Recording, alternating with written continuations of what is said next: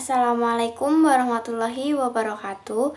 Perkenalkan, nama saya Ismiatun Mutmainah, kelas 11 IPS 3, nomor absen 14. Di sini saya akan menjelaskan tentang 7 unsur kebudayaan suku Flores. Yang pertama adalah sistem mata pencarian. Sebagian besar penduduk 85% hidup dan bekerja pada sektor pertanian, termasuk peternakan. Selebihnya bekerja pada sektor-sektor perdagangan, industri, angkutan, jasa-jasa kemasyarakatan, dan lain-lainnya. Komoditi-komoditi utama yang banyak dihasilkan dan diperdagangkan baik lokal, antar pulau, maupun ekspor adalah hasil-hasil peternakan seperti sapi, kerbau, kuda, dan babi. Hasil-hasil pertanian seperti jagung, beras, ubi-ubian, kacang-kacangan, kopra, kopi, asam, kemiri, dan kapu. Hasil-hasil kehutanan seperti kayu cendana. Hasil-hasil perikanan dan hasil-hasil industri kecil, industri rakyat seperti minyak kelapa, minyak kayu putih, serbuk cendana, dan hasil-hasil kerajinan lainnya. Yang kedua adalah sistem kemasyarakatan.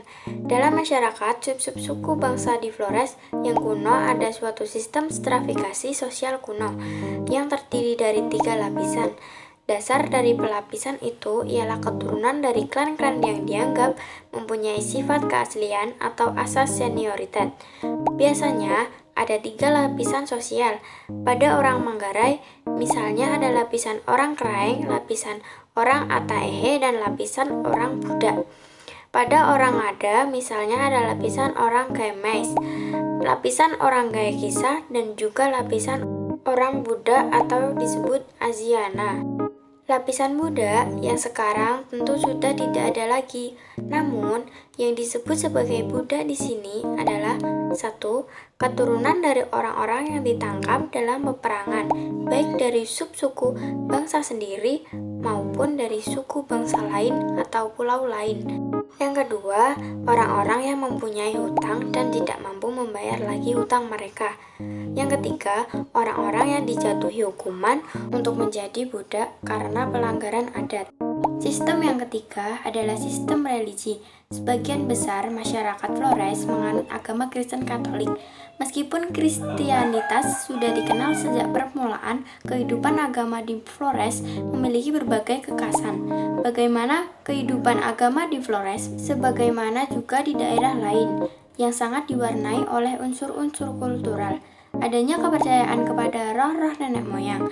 Masyarakat Flores percaya bahwa makhluk-makhluk halus yang menjaga rumah dan halaman yang menjadi desa disebut naga golo, dan yang menjadi tanah pertanian disebut naga tanah. Roh halus itu disebut Atapelesina atau makhluk-makhluk yang ada di dunia lain. Sistem yang keempat adalah sistem bahasa. Di Flores dikenal dengan multibahasa karena hanya dibatasi anak sungai saja. Bahasanya sudah berbeda-beda. Di Flores tidak menggunakan lapisan atau golongan bahasa karena multibahasa. Saat sekarang ini banyak para putra-putri Flores yang tidak mengerti bahasa ibu atau bahasa daerah tersebut. Yang kelima adalah sistem teknologi. Di Flores, pengetahuan masih sangat minim. Yang mengerti dan lebih tahu banyak tentang teknologi adalah para pelajar, lebih khusus para pelajar yang menuntut ilmu di luar Flores, seperti di Pulau Jawa dan lain-lain. Maka dari merekalah yang membuat perubahan-perubahan untuk memajukan Pulau Flores. Bukan berarti pendidikan di Pulau Flores tidak sesuai standar, namun fasilitas dan kebutuhan teknologi belum merata. Yang keenam adalah sistem kesenian. Ada berbagai macam suku, dialek, dan juga kasta di Flores yang juga menimbulkan kekayaan seni.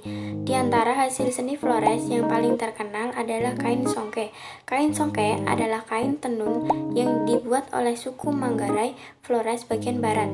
Kain tenun ini sangat berharga karena kualitasnya yang tidak kalah dengan kain tenun di Indonesia.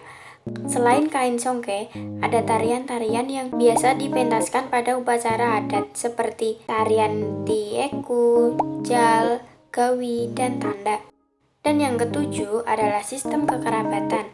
Masyarakat Flores menganut klan atas dasar garis keturunan ayah atau patrilineal, di mana klannya disebut fam, antara lain Fernandez, Wangge, Da Costa, Leimena, Kleden, Derosari, dan Paira.